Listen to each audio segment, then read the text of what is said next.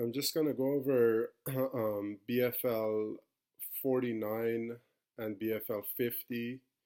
Go over the main event for our upcoming event on April 29th between Arjun and Yager, and go over the pro welterweight picture. Who we think should fight Chris Anderson next, and I mean that's an absolutely stacked division. So we're gonna go over all the matchups that we are we think makes sense, so fans know the matchups we try to make and what we actually come up with.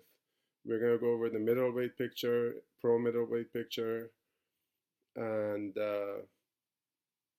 basically let's just start off with main event April 29th, BFL 48, Arjun Bhullar versus Joe Yager. Now, for some strange reason, a lot of fans and even a lot of people who understand the sport think we keep feeding Arjun easy fights to build his record. Well, that's not the case.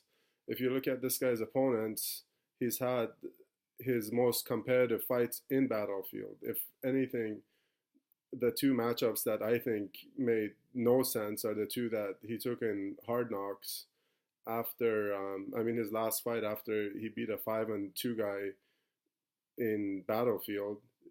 They offered him a fight against a guy who was 1-2, which I think was a step backwards for him and just a total waste of time. But anyways, let's get to his upcoming fight, which is against Joe Yager. So a lot of people think, again, they're like, this guy looks like he's a nobody. Well, this guy, he's former, he's got 2 wins over King of the Cage world champ. He's fought in Bellator. He's got better stand up than anyone, again, like better stand up than anyone Arjun has ever faced. He he had a kickboxing bout against Randy Blake, who was the former world kickboxing champion. And Yager took him 5 rounds. He lost a decision, and he actually dropped him in the fifth round. So this guy's stand up is going to be better than anything close to what Arjun has seen in the cage before. He's also fought an Olympian wrestler before, so Arjun is going to be nothing new to him. So he fought the former, I think, Hazley. He was the Bellator light heavyweight champion, and he's fought him, and he he lost a decision to him. So this guy is a world class fighter. So for anybody who thinks Arjun is getting fed another easy opponent, they're wrong. If I had to pick a winner in this fight, which I don't usually like to predict stuff, I wouldn't be able to. I said this is a 50-50 fight. If I had to pick someone, maybe I would give slight favorite Arjun just because he's fought in that battlefield cage. Is 22 feet on each side compared to 24 in a lot of other promotions.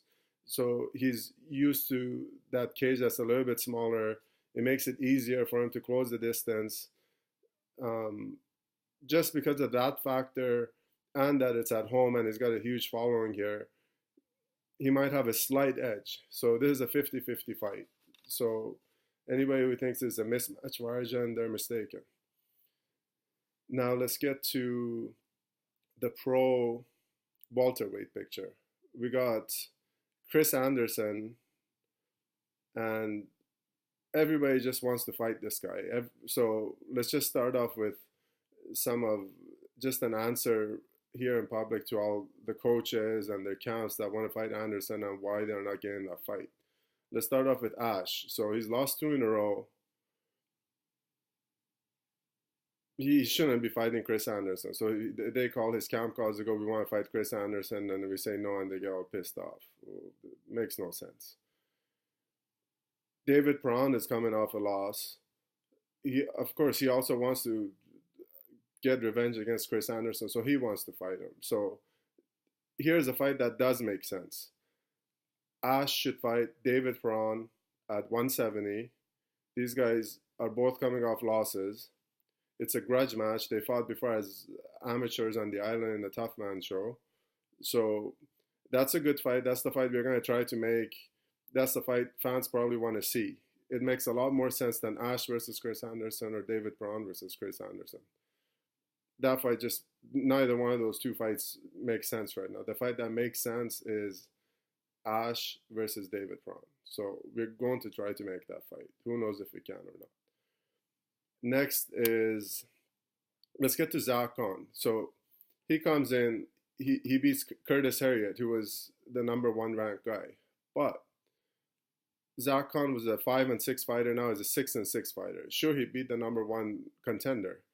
Should he get an automatic title shot? No, because there's other guys with better records that have longer winning streaks, and they're waiting to fight Chris Anderson. Here's a fight that makes sense for Zach Conn. He should fight Dejan Kajic because he's had 2 title shots. He's come up short twice. So Zach Conn should fight him against a guy who's made it to fight for a title twice and came up short. If he beats him, he's got a better argument to fight for a title. That fight makes sense, not Conn versus Chris Anderson. Another fight in that, I guess let's get to Chris Anderson. Who should fight Chris Anderson next? So a lot of people think that I have something against Mike Hill and we're denying him a title shot. That's not the case. Before, he was fighting every month and a half on a different card in different promotions, and there was other guys more qualified than him for the title shot. But in my opinion, at this point in time, Chris Anderson is 5-0. He needs to fight a guy who has that kind of experience. So Matt Dwyer would be the first choice. He's the ex-UFC guy. He's a huge Battlefield guy, but he can't make that date. So for BFL49, I think Chris Anderson should fight Mike Hill. Now, if we can make that fight happen, I don't know. But that's the fight I think makes the most sense. Mike Hill versus Chris Anderson for the title. Chris Anderson fights a guy who's been the Ultimate Fighter. It's a bad stylistic matchup, but that's the kind of fight he needs to go through to make the UFC. Just like Matt Dwyer fought Colin Danes, which was a bad matchup for him. Then he fought 2 ex-UFC guys, then he made it. Next is the middleweight picture. Jared Revel is 4-1 now. He's fighting on this card. I think if he can get the W here and improves to 5-1, him and Brandon Kornberger should fight for the title. That's the fight that makes sense. That's the fight we're going to try to make. Whether or not we can make it or not, who knows? A lot goes into matchmaking, but at least fans know we try to make all these fights. It's not like we sit here and don't try. It's hard to make them happen. Now, BFL49 is going to be on June 24th. It's going to be a Pro-Am card. Our big show, BFL50, is going to be on July 8th as the part of the Vancouver Fitness Pro-Am show. And that's going to be all amateur card. That's because if you look at our history of our company, that's where all the guys, all our 95% of our big stars come from. They come through our amateur ranks. Look at Matt Dwyer, Jeremy Kennedy, even our champs now, Cole Smith, Arjun Bhullar. Who else has got the belt right now? Chris Anderson. All these guys are former BFL amateur champions. So that's our BFL 50 is going to be all of our amateur champions defending their belts. It's going to be a stacked amateur card. That's what makes sense.